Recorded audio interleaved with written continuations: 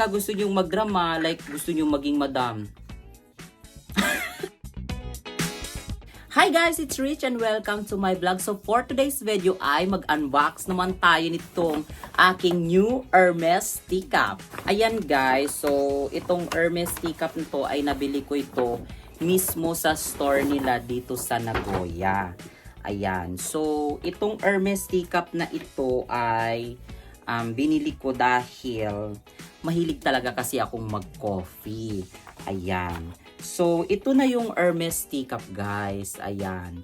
So, ito ay, nabili ko siya sa halagang, I think nasa mga 33,100 yata or 33,200.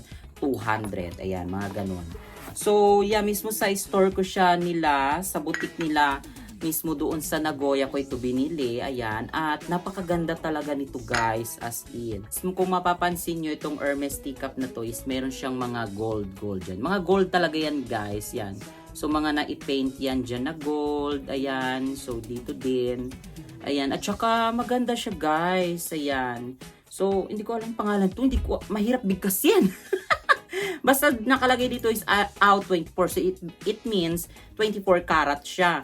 So siguro yung mga naka-ano siguro dito guys, mga naka-print yan. Yung mga naka-ano is talagang 24 karat siguro yan. Ayan. At gandang-ganda talaga ako dito guys. And also guys, yung kanya ding platito is, yeah, hand-painted din siya ng 24 karat dito sa gilid. At saka ang ganda talaga nito. Alam niyo sa totoo lang, meron pa tong ano meron to yung parang ano niya, teapot. Kaso wala na dito sa Japan yung teapot nitong ano na to, nitong set na to. Ayan, so meron din tong mga plato, kaso nagkang mamahal talaga ng plato nito guys, as in. Ayan. So kung makikita niyo guys, ayan siya di ba? Napakaganda. Then the platito. Ayan. So, alam nyo ba na mahilig talaga ako mangoleksyon ng mga teacup guys. Kasi talagang addict ako minsan sa mga tsaa, sa mga kape, ganyan. And ito pang tea lang kasi talaga ito. Meron ding pang coffee. Kaso minsan ginagamit ko na din siya pang coffee kasi nga, yeah, hindi naman kasi ako ganun kadami magkape. Tama-tama lang. Ayan. So, ang ganda-ganda talaga nito, guys. Ayan. Mahilig talaga ako mag-collection ng mga ganito. And, bala ko kasi talaga, mag-collection ako ng maraming ganito kasi pagka umuwi na ako sa Philippines or pagka napaganda ko na yung bahay ko sa Philippines, ay i-display ko to. Ayan, paggagawan ko siya ng parang istante, ganyan. Lagay ng mga collection ng mga ganito. Hermes, ayan, mga iba pang teacup, mga Royal Albert. Ayan. So, yan, nagagandahan talaga ako dito. And ipapakita ko sa inyo lahat ng collection ko ng Hermes teacup sa susunod naman nating mga video. Kasi meron pa akong mga, may dalawa pa akong Hermes na teacup. Ayan. So, ito lang talaga muna yung naipakita ko sa inyo. Yan, i-unbox natin. Dahil, yeah, actually, maganda talaga siya guys. And yeah, nagagandahan talaga ako kasi yan, napaka-social niya talaga. At alam niyo ba guys, na merong ganitong collection si Miss Heart Evangelista at saka alam ko din yata si Jinky Pacquiao. Actually, lahat naman yata talaga ng mga celebrity sa atin sa Pilipinas may mga ganitong collection. Pero ang mga nakikita ko lang talaga na may collection nito is si Miss Heart Evangelista at saka si Jinky Pacquiao. Ayan. So, alam niyo naman yung mga ano sa atin, yung mga celebrities sa atin talagang OMG, pabonggahan talaga sila ng mga collection guys. Ayan, so pati ako napapagaya na rin. Nakakaloka. Ayan, so ang ganda-ganda talaga nito guys, as in. So, lalo na pagka gusto nyong magdrama, like gusto nyong maging madam.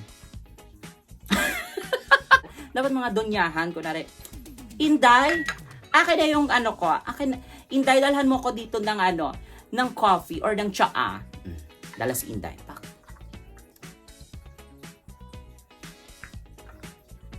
Kunwari, madam. Nakakaloka. Abe? Puro talaga ako kalokohan.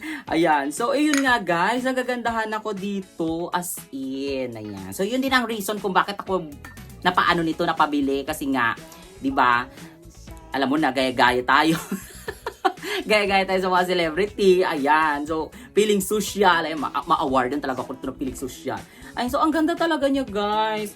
Alam niyo, gusto ko talaga sanang bumili ng teapot para kumpleto na siya eh. Kaso maharlika yung teapot, guys. Ito na nga lang na tasa at saka yung platito, umaabot na ng 33. Ano pa yung teapot na nasa mga 65 to 69,000 yen yata yun. Diyos ko, biruin nyo. Teapot lang. Oh my gosh, nakakalurky. Ang mahal talaga. Pero ang ganda niya talaga, guys, as in. Ayan, so sa susunod kong sa susunod kong video, ipapakita ko sa inyo yung lahat ng collection ko nito. Ayan, so tatlo lang ito sila eh. Meron pa ako yung red at saka yung my horse.